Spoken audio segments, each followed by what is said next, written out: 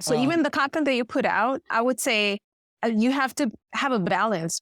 Make sure that you are incorporating your personality and what you like, because many times people relate to you for other things that are not even real estate related.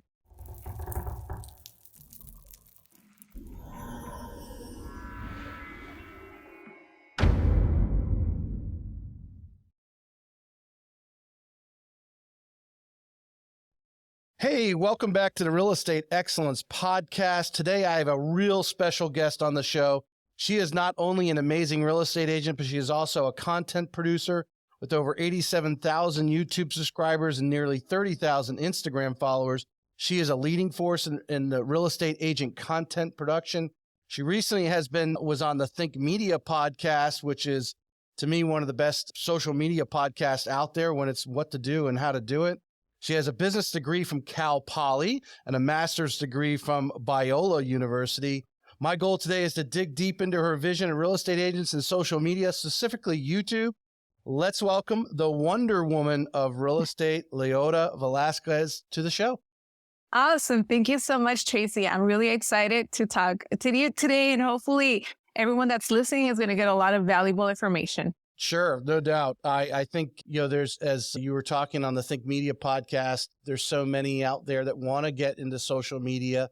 And in my process here, I'm going to dig in to see because I know you're doing some coaching in that area to see how we can, help some of these agents, break the ice, so to speak there. But I want you to take a few minutes early in the podcast, as that's generally when most people, if they're listening, they're going to listen to this first few minutes.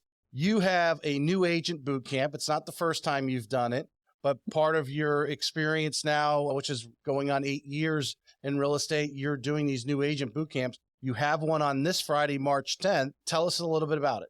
Yes. So I'm going to be doing an in-person new agent boot camp out here at our office in Miami, Florida. I started doing these back in 2020 just to help agents that maybe are new in the business or have been in the business for some time, but are still lost and confused as to what it takes. It's almost like a crash course on everything from working with buyers, sellers, setting up your business, communication, tonality. Everything that you can think of is condensed in what I'm going to be doing this Friday in one day. And yeah, any agent that's out here, especially in South Florida, I would definitely recommend for you to come out. Excellent. Anyone here in Northeast Florida that wants to travel down and maybe spend the weekend in Miami, yeah, maybe I'd stop in there. Be a reason to, I guess, a nice IRS tax deduction. Say you're going to Loida, tell us, as I start off every show, to get a little background, so everyone gets a little background in you. Where did you grow up? So I'm originally from Los Angeles, California, born and raised all my life out there. Up until last year, January 2022 was when I officially moved out here to South Florida. But I've been in California all my life. That's where I started my real estate career. I got my license back in 2015. But prior to that, I worked for about 8 years in the marketing and advertising industries with a lot of different clients in automotive, entertainment, music, and things of that sort. And even though I loved what I did, I felt like I was overworked and underpaid. And that's kind of when I started to look into real estate.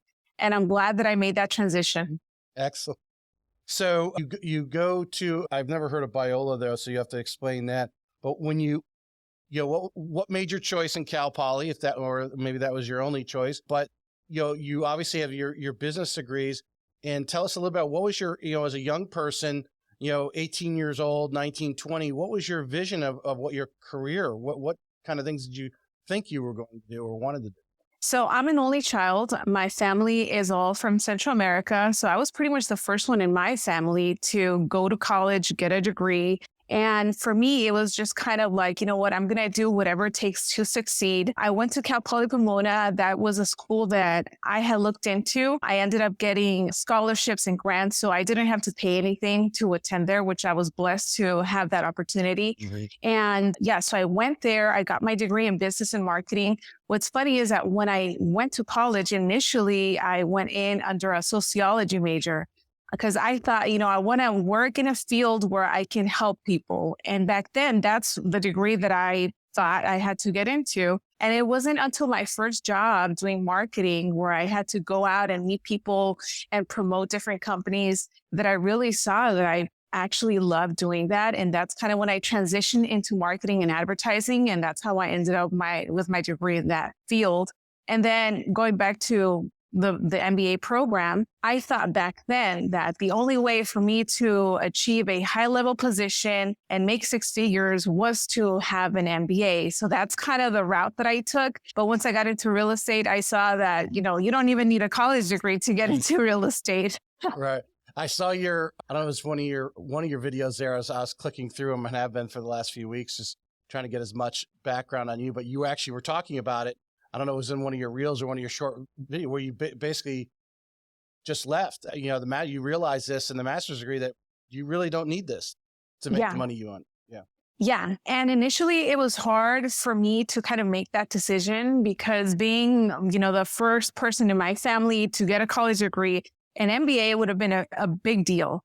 But once I started to look into it, it was more like if I did end up going through with the program, it would just be to say that I got an MBA and a piece of paper. But I would have been in so much debt because when I got into the program, I was paying out of pocket. I didn't want any student loans. So I was paying $5,000, $7,000 every semester and it was adding up. And then, when I decided that I was going to go full force on real estate, I just made that decision and I'm like, I'm going to make this happen, whatever it takes. And I just decided to part ways with that.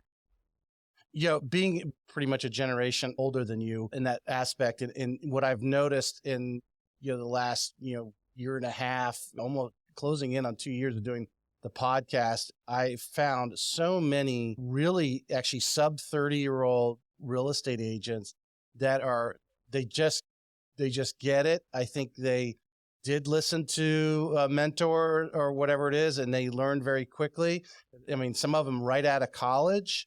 I don't think this industry, and, I'd like your opinion. I mean, I don't think this industry 20 years ago, most young people sub 30 didn't even really think about it. But has social media changed that aspect of real estate? What do you think? I think there's so much information now accessible to everyone through YouTube and so many content creators that for me, if I had access to all of this information back then, I probably would have made so many different decisions and I probably would have gone into sales or some type of, career, maybe not real estate or I don't even know, but right. I don't know if I would have gone to college, done something else. I would probably get a completely different place. And I feel like it's so much easier now for the right people if they look into the opportunities and stick to something like committedly. Right.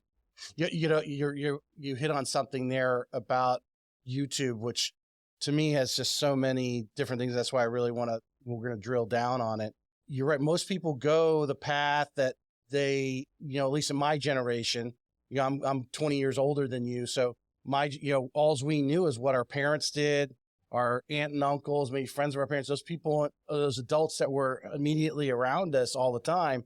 And there wasn't a real estate agent in that circle. You knew nothing about it. And most real estate agents that, back when I was growing up, in the 80s and into the 90s, were older. I mean, that was the stereotypical was, in most cases, it was the spouse of someone who, had a good paying job, and the spouse kind of started off as a hobby and then it grew, it snowballed. Yep. Yeah. Yeah. And exactly. now where young people can get into this business really right from the get-go. And it's actually, to me, I think it's actually exciting.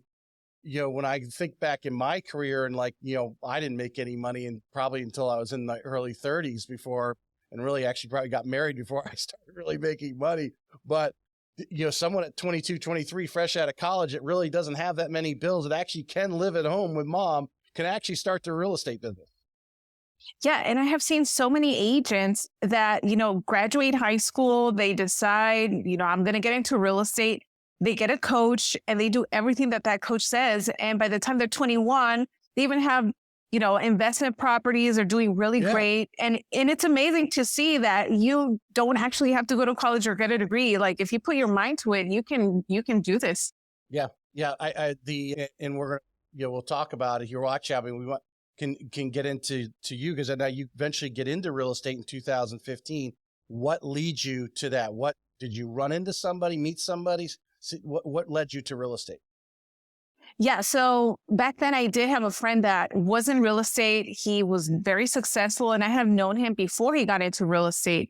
So that's kind of what sparked my interest. But what's funny is that even before real estate was a thought in my mind, when I thought about real estate agents, I knew about cold calling and door knocking. And I would tell myself, I'm never going to do that. That's embarrassing. Oh my goodness. Like, you talk to strangers.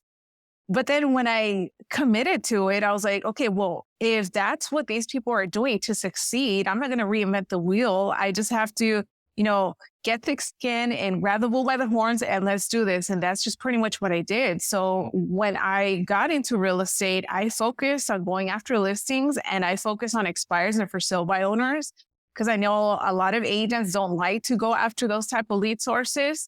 So I made it a goal to myself that if I got very good with my communication, my objection handling, and just know how to figure out on a way to work with these people, that I could, make a living out of this. And that's exactly how I got started in that rate. So your friend pretty much same age as you? Like 2 years older. Yeah. Couple So pretty years much. older. Okay. Mhm. So you follow him and see what he's doing. And you're like, well, I can do this too. One of the things I like to drill down on the, I don't know why that phrase drill down is in my vocabulary recently, but anyway, is the selection of the initial brokerage. And I know you last year you switched from EXP to Real, but obviously when you were in California, you were with a different brokerage there. In your 8 years of experience, how important, and you're doing this new agent boot camp on Friday, how important is it these agents that even maybe before they get licensed, but when they get licensed, to really find out who's going to give them the value that fits their needs, because everyone's a little different, that in really interviewing the broker, how important is that? And I mean, do you talk about that in your new agent boot camp? I do touch on it. I think at the end of the day, especially when someone just gets their license, it's really important to ask a lot of questions in regards to help, support, where are my fees going? Something that I hear a lot from newer agents that even come to my program is that they have really high splits, or their splits are like, 50-50, or the broker ends up taking a lot, but in return, they're not getting any help or support. And they're just kind of being told, once you get a lead, then come to me. But the agent doesn't even know how to get a lead or how do you communicate. So it's really important to start to ask these questions, see how accessible the brokers are to you if you ever need any type of help, support, and writing up an offer, talking to a client or things like that. Because if not, I feel like that's when you start to see agents kind of bouncing around from brokerages to different brokerages just to see, who's going to give me what and where am I going to get the help from. Or fall out. I mean, we know exactly 80% don't even make their renewal, right? So yes. Their first renewal. And often it could be that first step, making the wrong first step into the wrong brokerage and not understanding. I really drill down with that with the agents, because I see them move around. But then again, I have seen some really successful teams move from some really good brokerages and move to other really good brokerages for different things, because eventually what I've seen in a study of, over 20 months in interviewing over 100 agents, there comes a lid in the value, right? That brokerage only takes them so far in the journey. And then it's like, okay, I'm running out of track here. I need to jump into the next brokerage. It's going to take me to the next one. Yeah, exactly. That's what I see as well. And that's kind of how my transition has been as well, going to different brokerages. It gets to a point that, there's other companies that you see offer you things that will help you take your business to that next level. Mm-hmm. Now, I always like to talk about the first 12 months so everyone gets a feel, because I think that's if there's going to be some pain, it's definitely going to be in the early and this get started. So where are you at in California when you're first, back in 2015, to give everyone a picture of what you're doing? You're calling on these FSBOs and expired listings and doing some door knocking, which is a little easier to do in California with the dry heat versus, especially here in Northeast Florida, you don't want to be doing that in August here. Yeah. You probably pass out. But tell us what what that first year was like and some of the pains that you went through. And when you look back today, obviously in your new agent boot camp, you're speaking with experience. What kind of advice are you giving those new agents that are entering that first year?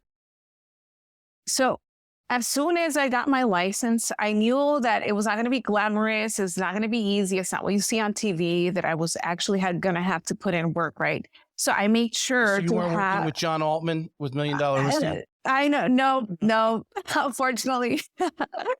So for me, I knew that I had to have a schedule. And that's a thing that a lot of agents, especially when you get into this business, you think that, now I'm a business owner, I have all this time, I'm going to do calls here and there, but you have to be very disciplined with your schedule. So for me, the first couple months, I was out there door knocking every single day. And I was scared. I didn't know what to say, but I knew that I had to learn scripts because there had to be a dialogue in order for me to come across, as professional. People knew who I am. I knew what I would be able to talk about. So I did the door knocking. I started to incorporate cold calling. A couple months later, I was role playing almost every single day in the mornings before I started doing any type of prospecting. Because again, I knew that, these top producers, they talk a lot about scripting and role playing, and you have to be very good, especially over the phone. So I wanted to be the same. So I was role playing every single day in the mornings from 7:30 to 8 o'clock. And then in the afternoons again. And that's really what my schedule looked like. I was hitting the phones once I started to do that consistently, probably from like 8 to 11:30 and in the morning, and then in the afternoons from like 4 to 6 o'clock. And my goal was to talk to at least 30 people every single day. I knew that the more people that I talked to, the faster I was going to get to someone that was going to, need to either buy or sell. And that's pretty much how I got my first couple deals. They were from expired listings or wrong numbers. So the very first listing I ever got was from a gentleman. I had been calling all day, and he was like the 40th contact that I had made that day. It was around 4 o'clock. And he was just so mad and upset, and he was yelling. But based on what he was telling me, I could hear that there was a motivation still for him to sell. So I just kept on asking him a question, and I ended up setting a listing appointment. And this ended up being a property that sold right under $1 million in Laguna Beach out in California from a cold call. So that kind of gave me that push to continue making these phone calls. Yeah. The next listing was from a wrong number. I was calling old expireds. It happened to be a wrong number. The gentleman answered. He said, "You know what? I'm not looking to buy or sell or do anything, but my parents want to sell their property out in Beaumont." That was the name of the city out there. Right. So I asked him more questions. He connected me with the parents, ended up selling that property above asking price and listing it. So that's kind of how my journey started. So once I knew that I was successfully converting these leads, it gave me a more type of like enthusiasm to go after them and just continue to get better. Right. Those are a couple of amazing stories there. What I have seen, some of these, there are some brokerages here, which I'm sure you may have been involved in a brokerage. There's one brokerage here in town. They'll bring on new agents, and they have their, that's 9 to 11. They're making those calls. I can't remember if it was 25 or 30. They want them to have 25 or 30 conversations a day. But from 9 to 11, they're coming into that office and they're making those phone calls, where obviously, as you know, and you'll probably have a bunch in this new agent boot camp, they signed up with a brokerage, but that brokerage doesn't really have that kind of structure. They're just, they're virtual, as your experience with EXP and Real. I mean, they're virtual. They don't have that, everyone's in the office the same day, probably some rah-rah sales speech, and then, maybe some role play, and then they're on the phones, right? Kind of like the way I started when I started my career at Quicken Loans. That's what we did. It was a call center environment. In your opinion, you've seen some of these things. You're seeing some of these new agents. I don't think the incubator of 9 to 11 is for everybody, because it could, if they're uncomfortable with it to the point where they're stressed or whatever, it's not going to last long.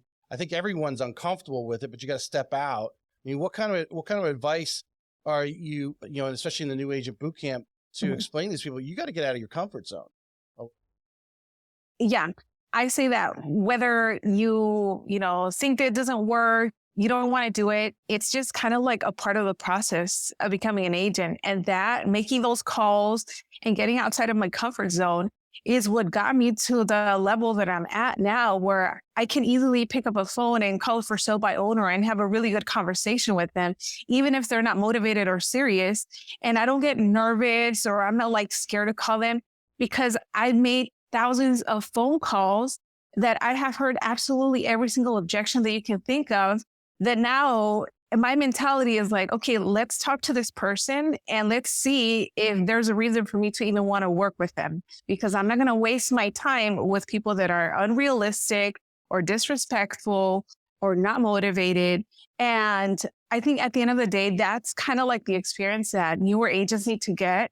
Because if you don't, you kind of have this mindset of, I'm going to take whatever deal comes my way, even if, that buyer or seller are talking down to me or they're calling me a million times a day. And it's almost like you're desperate for business and you never want to be at that point.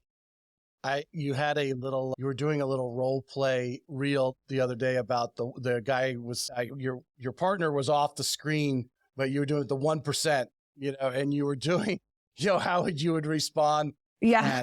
And, I think, to get out there again to new agents, but even agents who have, maybe been doing this for 2 or 3 years and just, they've been kind of puttering along, so to speak. They've been doing okay, but not, where they're seeing some of these top producers producing at.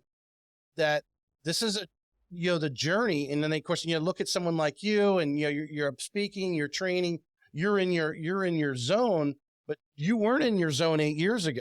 I mean, you were coming out probably for a number of years there, but you've got thousands of phone calls, which is a college education in itself right there. Yeah. And even if you go on my YouTube channel, I recorded the very first for sale by owner cold call that I ever did. Oh. And that was horrible.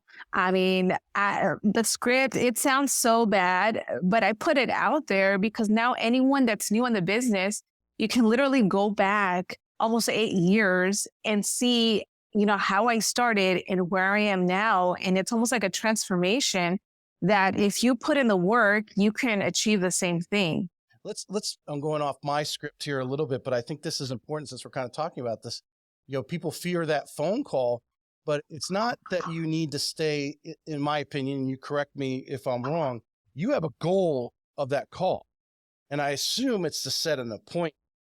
And yes, whether you can do that in 45 seconds or a minute, or it takes you 10 minutes to do it, you have to figure out what is your path to close them on creating that appointment. Am I correct? Yes, correct. So what are some of the things when you're teaching some of these new agents on that call?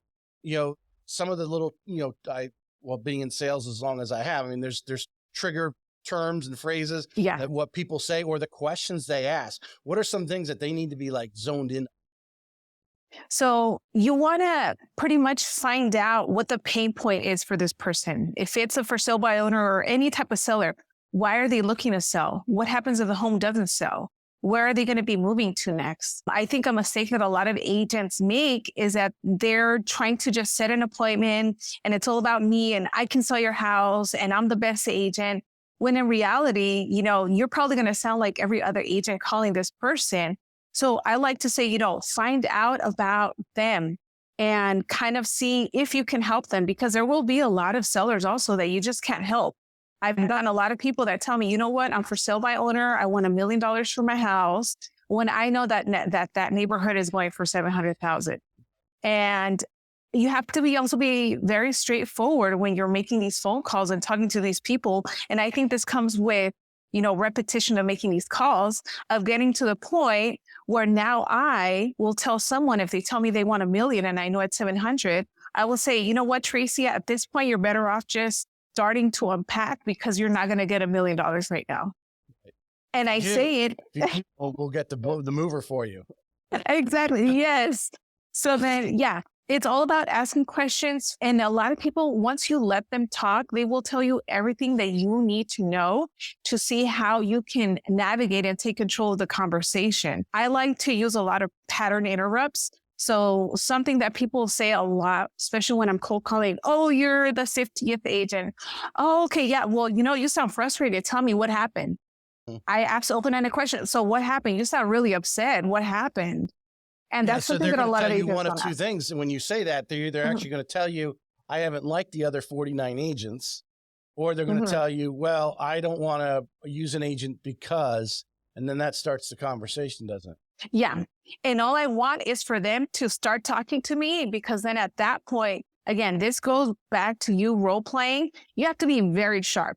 If you're stumbling over your words, if you don't know what to say, you're probably going to lose that person and they're not going to want to continue that conversation. But it's happened so many times with me that people are really upset initially, but once I start talking to them, they get to a point that tell me, you know what, you're the only agent that I've had such a long conversation with. Everyone that's called me, they just want, to get a listing and they're rude and they tell me that I'm dumb. And you're actually, listening to me. And at the end of the day, that's all I want. I want a reason for them to remember me over everyone else. Are you doing any pre-investigation on the property or the ad? Are you looking up anything before you're actually making the call, or just blindly just knowing it's a for sale by owner, just calling them? Just blindly. I call them. If it's on Zillow, I'll pull it up. But just what I see on the spot, that's what I do. I don't do like any research to see how much they owe or how long they've lived there or if there's any pictures. I'd rather, if I get them on the phone, I'll start asking some questions and figuring things out. And then maybe as I'm on the phone with them, I'll pull up the title report. There's, a way that or even like expires, I'll pull up the MLS so that I can find out more information. But I'm never doing any research up front. Because that can actually, one, you can waste a lot of time doing that, and then they don't answer the phone. That would be one. Exactly. But you can be a little biased because now all of a sudden you have this mind full of information, and our typical person wants to just, spill it all out on them. And in reality, you want to hold some of that information back for when you go and actually get that appointment with them.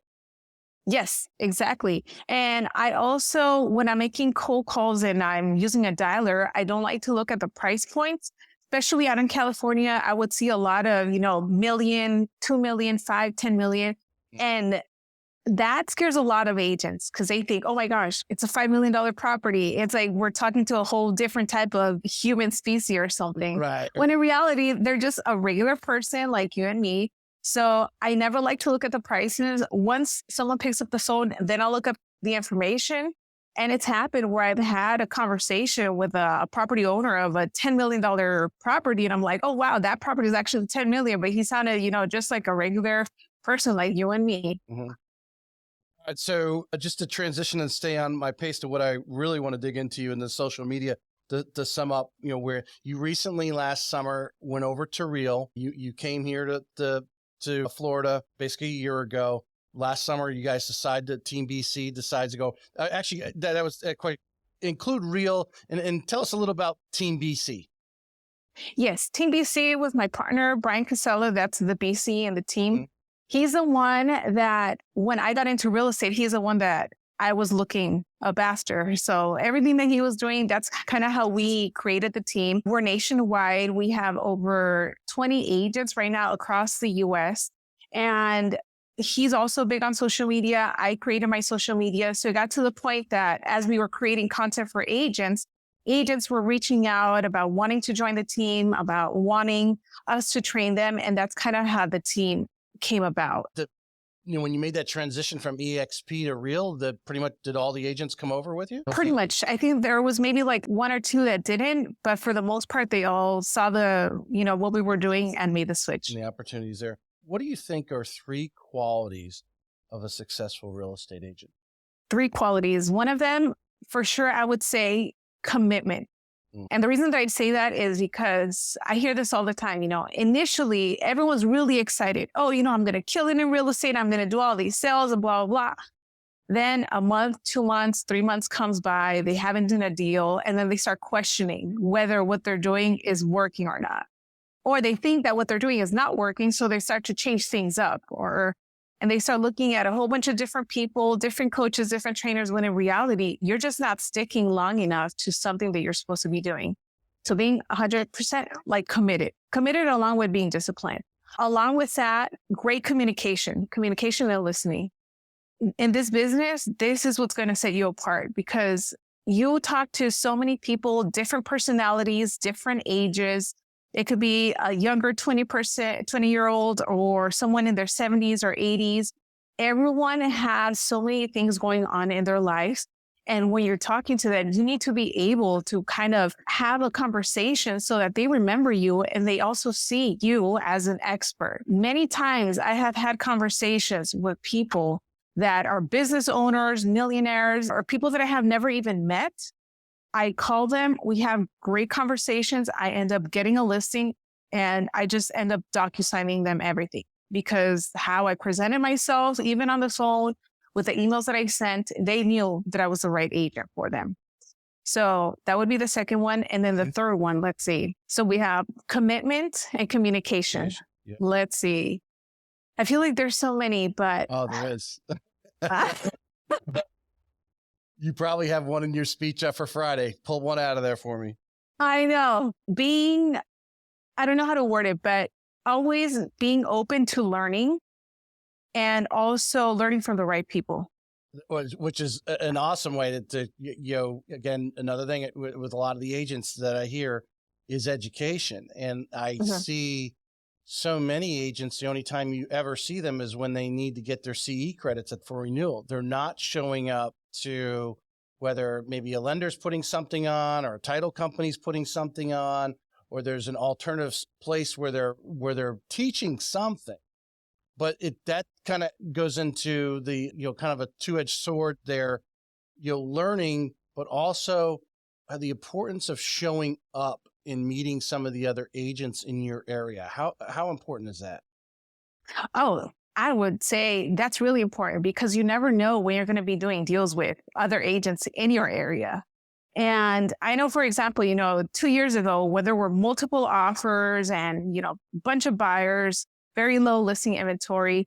Sometimes if you knew an agent versus someone else, you know how they work, you know who they are. I mean, it makes things so much easier because for me, even when I'm working with my sellers, there's a certain way that I like to work with other agents. And I like to see whether they communicate up front, they shoot me an email, they let me know, hey, I'm going to be sending an offer. These are my buyers. Because the more communication there is, I know that if something comes up during the transaction, it's going to get handled.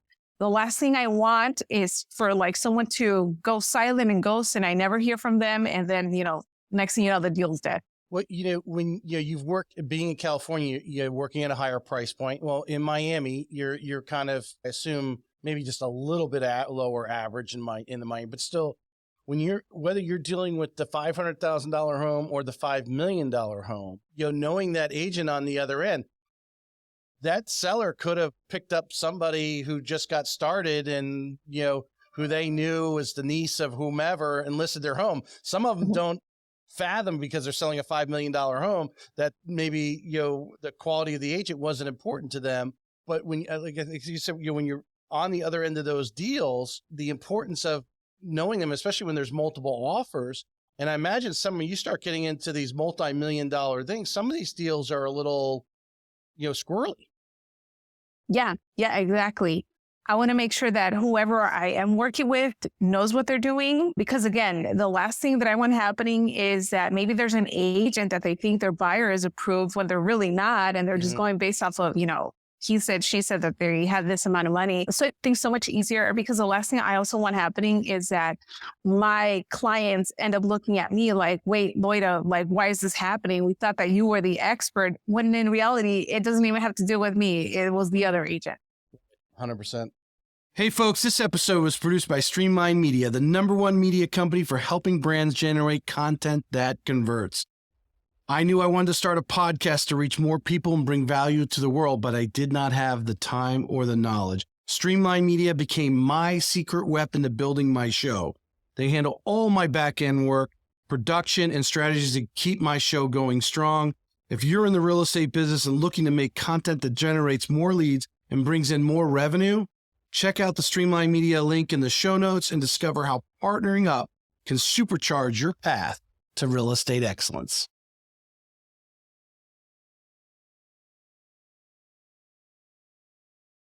All right, I want to change up pace here because I want to really dig into, obviously what brought you onto my radar screen is, I'm building my YouTube channel there. And in my search, you came up and a coach that I had for YouTube, talking about, having the right titles on your YouTube videos and so forth. So obviously I came across you and started, I probably stole a few of your titles on some of your shorts and so forth. You've seemed to have focused on YouTube and Instagram, if I'm not mistaken. I know obviously you do have a LinkedIn file, which I find, I'd love to have your comments on that because I find a lot of agents have underestimated LinkedIn, in my opinion, or at least having something formal there and crossing some of the, but when do you start in your real estate career? You started in 15. When do you start seeing social media? And you mentioned your, BC there, Brian, but he does a lot of social media as well. When did you guys see this as like, hey, we need to go all in on this? Probably in like the first year of us starting to create content. That's when we saw all of the engagement, the subscribers. And what's funny is that initially when we both started, especially for me, one of the reasons that I started to create content was because when I got my license, I wanted to know what it was like to be an agent and also from a woman's perspective. And back then I couldn't really find that. So I was, knocking on doors, making phone calls. So I just said, you know what, let me just record what I'm doing, what's working, what's not working. And that's it. Back then, I never saw it as an opportunity for me to grow a YouTube channel. It was just kind of like a hobby that I was doing. But as I was doing it consistently, I told myself, I'm going to put out a video every single week. I'm not sure what day it's going to be, but I'm just going to do it every single week. And that's essentially how I build my YouTube channel. So it was just focusing on creating that content, putting it out. And after the first year, I saw my channel really kind of taking off with agents saying, this is so relatable, or I'm glad that you mentioned this, or even just comments or messages from agents saying that they implemented something that I mentioned and now they have their first buyer under contract or they just got their first listing. So once I started to see those messages, that's what fulfilled me to continue going, because I've always been a type of person to help other people. And if I can help you succeed, even if it's like, I don't know, I have 20 subscribers, but a tip in my video helped you, then that was totally worth it. Yeah. I saw one of your videos where you mentioned that you got some agents had contacted you and some of the brokers were using some of your material to train in their brokerage. Yes, that happens a lot. That's awesome. Do you feel YouTube is underutilized by realtors? I think I know that statement, but comment on that and why agents. I think I keep telling them. I said, and comment on what my statement here, but Instagram, it's there. Maybe it's a video that however their algorithm, it may go viral or something, but it's really not that kind of platform. TikTok, you can do something crazy and get a bunch of people to view, but TikTok, from understand, some people say it's searchable. I've kind of given up on TikTok as far as my niche as a place, because it didn't seem to be going anywhere. But to me, YouTube is like a library. And whether your video is 5 years old or 5 hours old, if someone's searching it, it's going to pop up depending on its the matches and so forth. Where I don't think you don't see that. You're not going to see that on Facebook, and and Instagram is not, to me, that searchable mechanism. Would you agree? 100%. And that's one of the reasons also that I decided to focus on YouTube. And to answer your question, yes, I feel that not a lot of agents are utilizing YouTube because maybe they think, oh, it's too much work, or I don't know how to upload or edit or thumbnails or all of this. But you have to look at it more long-term, because obviously Google is a parent company. Nowadays, whether it's you, me, or whoever, if we have a question, we want to know how to build something. First place we'll go is probably YouTube, how to put together XYZ desk, or Google. And if you have created content that has those keywords or it's titled the same, the chances of your content popping up is much greater versus, I have never gone to Instagram to figure out how to build anything. So that's one of the things. So the same way that people go to Google or YouTube to learn how to do things, that's kind of how agents or homeowners are going to figure out how things work. Because unfortunately, a lot of people don't really like to read. They'd rather listen to someone say something in a video. And that's how it happened for me. Even in the beginning, as I was new in the business, but I was putting out content, I was now able to include that in my pre-listing information that I would give my clients, where it's like, hey, I'm making these calls, I'm prospecting, and at the same time, I'm creating content on YouTube. So feel free to go look me up. Or what would also happen is that as I'm talking to these people on the phone, they would go on Google or YouTube and they would find me. And now when I would meet them in person, they almost feel like they're meeting a celebrity just because I have had so many videos on there. And because they've been watching me on a screen, they feel that I'm a more of a even authority figure. The credibility. Like Coach Exactly. Travis Chappell, I hired to coach me and get into podcast started. I mean, he was one of those, and it was that the whole reason why I started the podcast was, to obviously, be out there. The amount of content that is produced from, us discussion. I'll easily cut 10 reels from this and have a bunch of content to go out there. Plus this whole YouTube videos out there. Someone searches you, this video is going to pop up. Mhm. And I think people, like I said, they got the short-term vision of it, but not realizing, people are constantly searching, and whether, like I said, whether it's tomorrow or 5 years from now, if you're doing this video, and this question leads into something you were talking with Think Media about doing videos about the area that you service. Yeah, that's a great way for people to start to see you as, someone that's an expert in your certain neighborhood or community, because you have to start where you're familiar with, where you want to target. So for example, let's say if I wanted to create a channel out here where I focus on South Florida, I want to show, the restaurants that I go to, the beaches, the streets, the freeways, because anyone that's looking to move out here, they're probably going to look that up. Like, how is it driving down the 95? Mhm. As silly as that may sound, I bet you there's a video and it probably has hundreds of thousands of views. So there's never an idea that's too dumb or too silly when it comes to a video idea.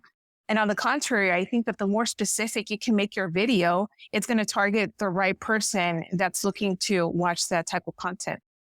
Are you coaching some of the better agents around here in the form of the YouTube area are really narrowing down on a community, several thousand homes, and they're really good because most of them live in that community also, and becoming an expert? Is that something you coach or teach to? I teach about it. Yeah. When it comes to like content creation video on YouTube. Mm-hmm. Now you get this all the time. I've been battling here, and I've got a videographer, and we're like, hey, what can we do to add value? Obviously expose him. He's been doing some work with some of the agents and so forth that I've been introducing him to. And we're like, we need to have a YouTube school, right? Or just creating the reels, right? What are some of the things, and I'm sure when you're talking on Friday, you're talking to these new agents, what are some of the fears that you're getting? And then what are you coaching to get them out of that fear, to get them to hold that phone out in front of them, or, get that selfie stick and just start doing it? A lot of the things that stop people are, them getting in their own way. Oh, well, what are my friends and my family going to think? Or they also think, well, there's already, 10 other agents that are doing the same type of content. I'm just going to be another one. Or I don't look good enough, or I'm a new agent. I'm not an expert. At the end of the day, I say, look, if it's not you, someone else is creating that content and they're starting today. So they're already meeting you on it. And not everyone relates to every single person, because there's probably people that would rather watch me versus someone else, or vice versa. So you never know. There's plenty of people out there. And all it really takes is for you to pick up the phone, even though it sounds, we always hear it all the time. It's not going to be perfect, but over time, that's how you get better. When I started my YouTube channel, I remember, you can even go back again to these videos, I would talk really fast. I was very serious. And over time, I started to watch these videos, especially in the beginning, because I wanted to find out how I could get better when it came to creating content. So some people might think that's really cringe to watch yourself and listen to yourself. But I knew that I was talking really fast. And what got to me was when people were commenting, oh, Loida, you're talking too fast, or you're running out of breath, even though my video was about open houses and they're talking about me. So it's going to take some time for you to get comfortable, but you just have to do it. And there's going to be people, because all it takes is for someone to reach out to you and tell you, hey, I'm thinking about buying or selling. You don't need to have 1,000 subscribers or 10,000 subscribers. You never know. As long as you're being consistent, that's really all it takes. And you just have to be patient and know that it's going to work. Do they? Well, I think I know the answer is just Chad, those who would be listening or watching. the reality is I think a lot of our friends and family obviously don't care what ultimately we look like or Mhm. how we say it or if we stutter or any of those things. And sometimes it's those, every Sunday morning we like to go boating and, I'll do I like to do the Florida lifestyle video. Hey, if you go to Florida, a lot of people want to go boating or whatever. And hey, we're out at the beach. And as informal as that is, just letting your friends and family or that again, that are networked around the country are seeing you do that video. And, just by throwing something there on the end, or I'm sure you teach hooks and stuff like that, but just throwing something to say, hey, I'm a real estate agent, or I'd say, hey, I'm a loan officer, here in Northeast Florida, you're looking to move here, give me a shout. But hey, I just wanted to show you this beautiful beach out here on a Sunday morning in February when it's snowing where you're at. Right. And you just whip that out and just let it roll. And when I first started doing some of my impromptu videos, I had some friends go, say, are you scripting? I said, no, I'm just speaking from the heart. I've been doing this Yeah. 17 years, so I could speak about mortgages and everything, but it's just, people just want to hear you and see you. And obviously what's behind you, and you could show them something, because I think just as in South Florida, that's the benefit of living in Florida is we have a lot of people moving from other areas. And they want to see video. They want to see Mhm. where they're going before they get there. Yeah. And even putting out videos like that where you're out in a boat, that separates you from just an agent that's talking about, interest rates. Cause, I can find that information all day long. But you in a boat, I'm like, oh man, I wish I was out there with Tracy in the water because that looks really good right now. Right. And now you become more like, they might see you now as a friend versus, another loan officer. And going back to video, it's so important also because there are so many agents. There's hundreds and thousands of agents. But what's going to separate you from others and what's going to make you memorable is you. If people can put a face to the name, now they're going to know, oh, okay, that's Loida. She's a real estate agent out there in California and Florida. Versus, if you have a common name, people aren't going to know. They'll be like, oh, Jim. I don't know which Jim this is. Right. Well, you made a good statement there. I mean, that the commonalities, like boating, they may be boaters. And so they're like, oh, well, he's out in the, we want to be able to boat when we get down there. And maybe that's someone I should contact. Now you have something in common, which starts to create a bond and create a relationship. Exactly. Yeah. So even the content that you put out, I would say you have to have a balance. Make sure that you are incorporating your personality and what you like, because many times people relate to you for other things that are not even real estate related. Now you are bilingual. I picked this up on the Think Media podcast. You also have a YouTube channel where you're speaking Spanish. Yes, correct. I started to create content in Spanish for consumers. Right. Now, I know you guys went through that, should someone do that, obviously you want to get good at your craft before you start, opening multiple channels. It can be difficult, but what are you seeing in the fact, because that's a bond itself, right? We have a lot of people here where Spanish is their primary language. So, having been around bilinguals, a lot of times, even though they could speak English clearly, they would rather actually talk in Spanish in the business transaction because that's their primary language. And what are you seeing, especially in South Florida, and all Florida's, well, a lot of the areas are qualified for that, but obviously in your area, there's a high concentration of our Spanish-speaking friends. Yes. So I have my YouTube channel where I post this content, but I actually started that content on TikTok. I had never really dabbled with TikTok, but the reason that I started to post more specifically Spanish content on there was because I would always see, older people that I know on TikTok. And I'm like, if they're on TikTok, what are they watching? Let me go the educational route. I'm not going to be dancing or pointing. I'm going to make my TikTok account specifically educational, up to, 30 seconds to a minute tips to consumers. So I started posting 3 times a day for 2 weeks straight, just to see. It was kind of like a test. And that took off from the start. It was just tips on how to buy a house, different type of loan programs, how fast can you close a house? It was the most basic tips, but that's what people were looking for. And what was kind of surprising is that my audience of people watching me were probably in the range of 40 to 65-year-olds.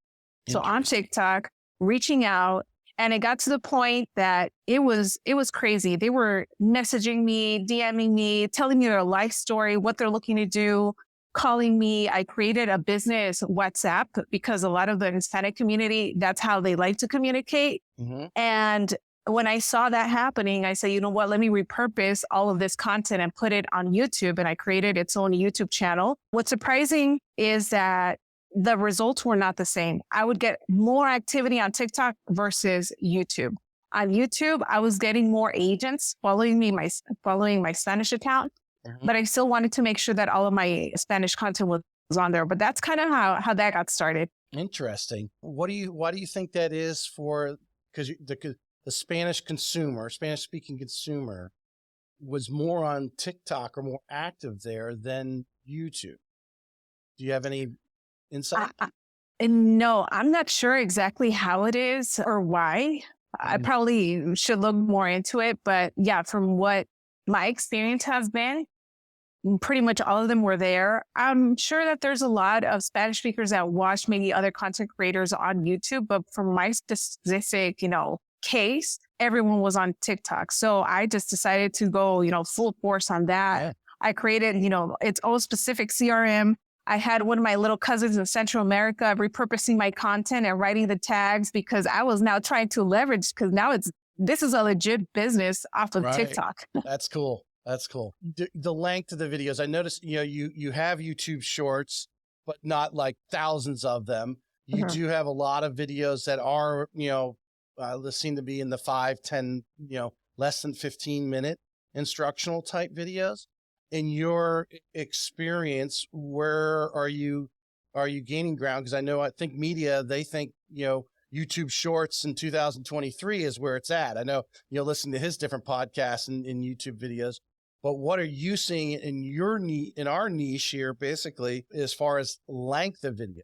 So I have been putting out a lot of shorts, just like you mentioned. And in terms of subscribers, that hasn't really gained me specifically a lot of subscribers.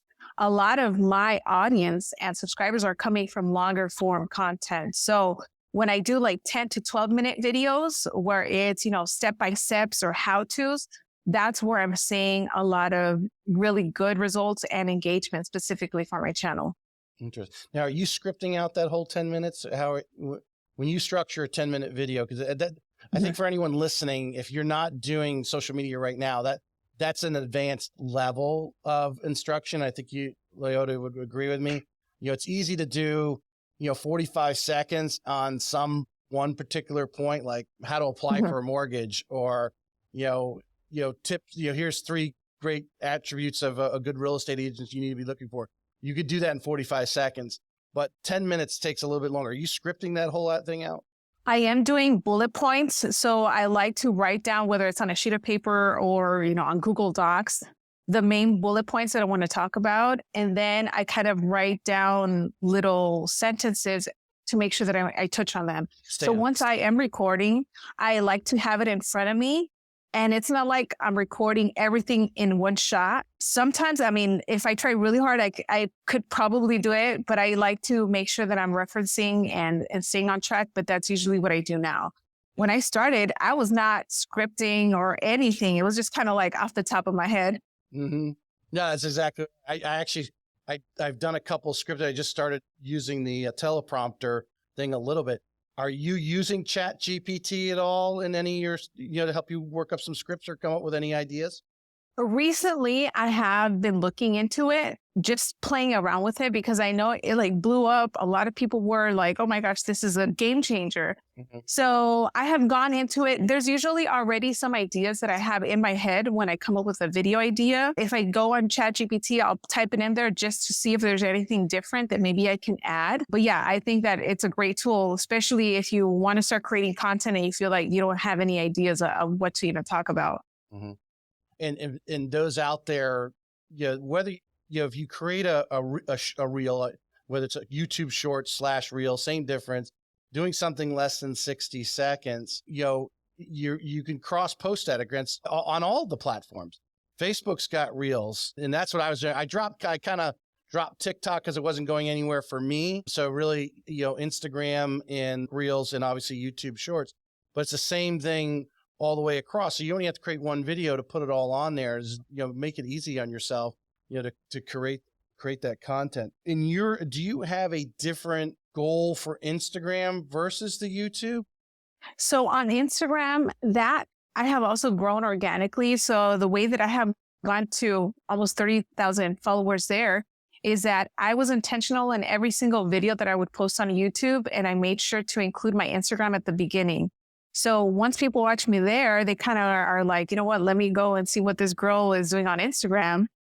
And when I'm consistent there, that's when that starts growing the following. But with Instagram, I try to make it more relatable with agents in terms of like, I like to post funny reels where I even make fun of agents in our industry, or maybe even things that I'm going to showcasing, maybe things that I'm doing.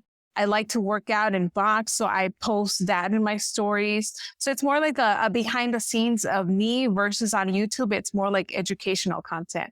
On Instagram, it's more kind of like humor. What do you think? You're coaching. Are people hiring you to coach them on their social media? Yeah, some of them are. Okay, all right.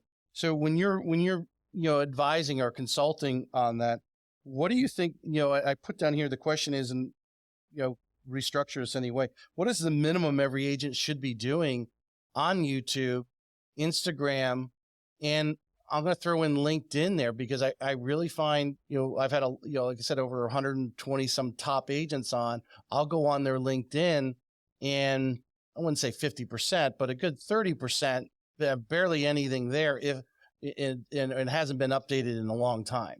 And what are you coaching or advising agents that obviously want to leverage social media? What is the minimum they should be doing on those platforms?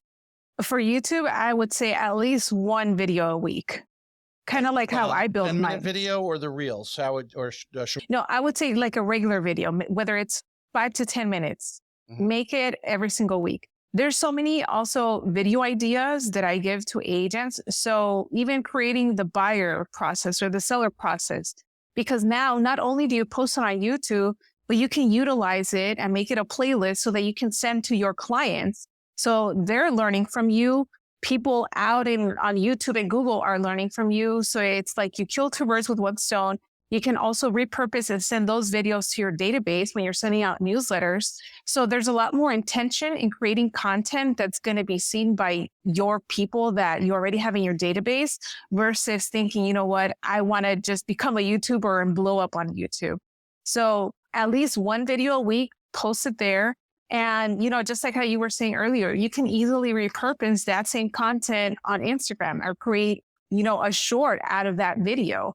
There's so many different free apps that allow you to just cut these clips, put the captions on it, and then now you have that. So for me specifically, I like to focus on YouTube and on Instagram. On Facebook, I'm there, but now what I do is that whenever I post something on Instagram, it also posts it on Facebook. So everything just kind of repurposes itself. Right.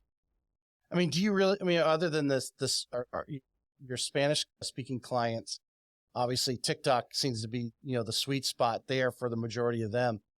Your other clients, are you really able to track whether are they on Instagram or are they on Facebook or they're seeing you on YouTube? Have you been able to actually narrow that down?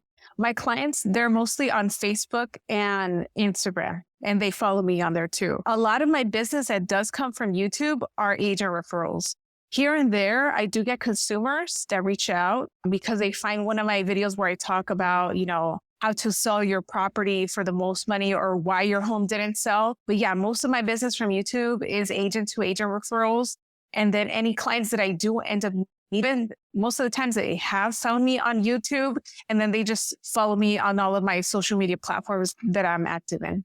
All right. So I find that interesting. What you just said there, the other agents are referring you. You're outside of Miami area, the greater South Florida area, and they're referring clients to you. And so if you think about it, who would you refer? Well, if I didn't know anybody there, I'm going online and looking up. And if you're putting out regular social media content about that greater area that you're servicing, and that they're also only seeing you or maybe a couple of other people, but they're looking at you, it really narrows down the amount of agents who they're going to select to.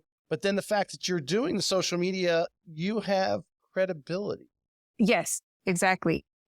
And a lot of these agents that are watching me for my real estate tips on how to succeed, with buyers or sellers.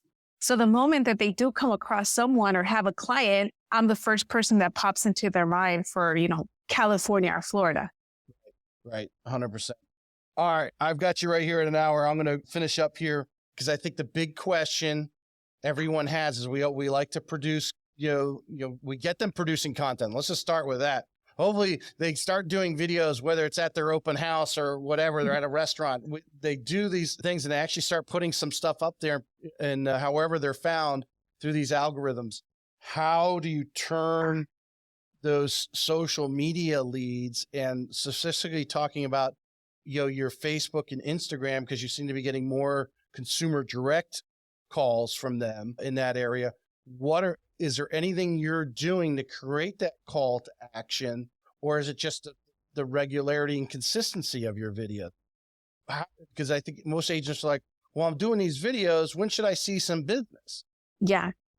Consistency. Consistency is a key. Once you start consistently showing up on people's feed, making sure that you're saying, where you're located, just being authentic as well. That's when people organically start reaching out. They'll send you a message.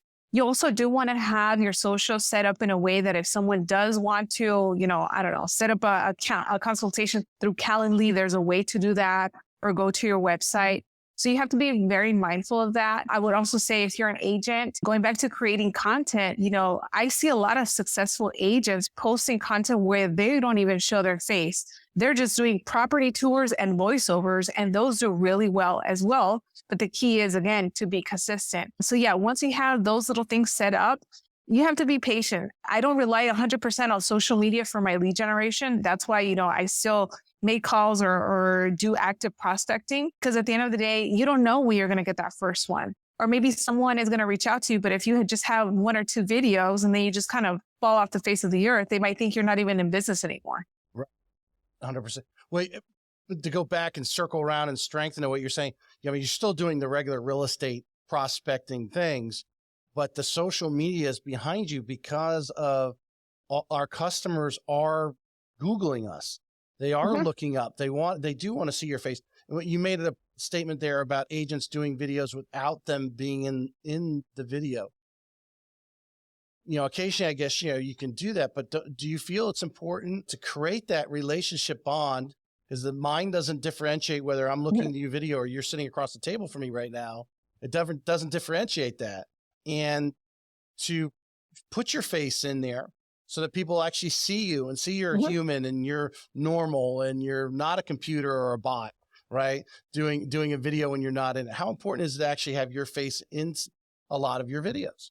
Yeah, I would say have it all the time. But I know that there's some agents that are still kind of, shy, or they don't want to get started. Maybe not showing your face is the way for you to get started on actually posting video content. But yeah, just like you mentioned, if you have your face and you are actually coming out in the video, now people start to remember you. I like to always be smiling. So even in all of the videos that you ever see on YouTube, I'm always smiling, because if you remember a few minutes ago, I said in the beginning, I was not smiling and I was always serious. So I want people to see me that, if they're watching me on YouTube, they automatically will assume that I'm a friendly person, and I am. So when you meet me, you get exactly what you saw on YouTube. It's not someone that's completely different. And then what I like to create is a sense that people feel like they already know me. So they're watching me. They're like, I can totally relate. She seems funny. She seems easygoing, super genuine. Like, I have no problem shooting her a text or giving her a call. Right. You remind her of one of their friends or something of that nature. It creates a mental bond there. I think there's no doubt when someone's going to meet somebody, you think about probably back in the 80s or even the early 90s when people were using the old real estate magazine. I mean, that black and white picture gave them some idea what you look like. And if they're going to meet you at a property or meet you somewhere in a neutral place and it's not your office, they generally going to want to know what you look like. And so when they see you, they go, oh, that must be her. Obviously, got to keep our headshots updated too. So yes, I was going to say that. But obviously, if you're putting out regular content, they're seeing you in all aspects, whether you got your hair down today or you got your hair up today, or you're wearing a different outfit. They're mentally able to see you in all those different aspects. And then when they see you, it's a comfortability thing, there. I think I think you would agree. They're going to choose someone who's got pictures and so forth of themselves on social media versus someone who doesn't or has very little or old pictures. Yeah, absolutely. I agree. Do you want to add anything? I'm got to the end of my questions here. I think it was a great conversation. Some people got something out of it. I'm going to definitely create some great reels from this channel, but anything you want to add? Tell us about you do some different things as you are speaking. And actually that reminds me of the one thing I wanted to say. I do notice the Team BC tour I saw on your Instagram. You guys are going around to some different areas. I don't know if you have any agents here in Northeast Florida or the greater Jacksonville area, but I'd love to, get with you guys and put something together to have Awesome. you guys, come in and, do a training or something. I do know there's a couple of Megan Farrell Nelson in Palm Coast. She went over the reel recently about the same time you did. And so did Stevie Hahn, she's a big social media. She's probably easily the top 2 or 3 social media people in Jacksonville. She does a lot of video, but she went over to reel as well about the same time you did, I think. Yeah, I know Stevie. They were doing. So if those names ring a bell, but I would love to, put something together and, a training or something where you guys come through Jackson. Yeah, absolutely. We love going out and teaching and talking to agents. So yeah, especially since we're out here both in Florida, we're totally open to it. Yeah, a little day trip. Maybe spend, there's some treasures up here too, like St. Augustine and Fernandina Beach as well to spend the weekend at and enjoy that too. So yeah, it's awesome. I appreciate it. I'm going to also, if I want to introduce you, I had her on the podcast. If you look, you're episode 130. She was episode 125. Her name is Heather Monahan. She lives in Miami. She's written 2 books, Confidence Creator and Overcome Your Villains. She's a big woman empowerment. I think the 2 of you need to have a conversation. She has a regular podcast as well, but I'm going to do an email introduction. I think the 2 of you, and in fact, you guys are, don't live that far away from each other, because she's a big keynote speaker herself. And like I said, she does her podcast and the books. So you don't mind, I'd love to do an email. No, that sounds great. I think you guys would be able to put some things together down there. Yes, I would love that. No, I appreciate it. Thank you. Problem. I appreciate you. And I'll send you the whole video in case there's some things in here you want to cut out. I'll send you my Google Drive link with the video in it, so you can have it as well. Awesome. Thank you, Tracy. Loida, I appreciate you coming on. Thanks. Thank you. You have a super day. You too. Bye.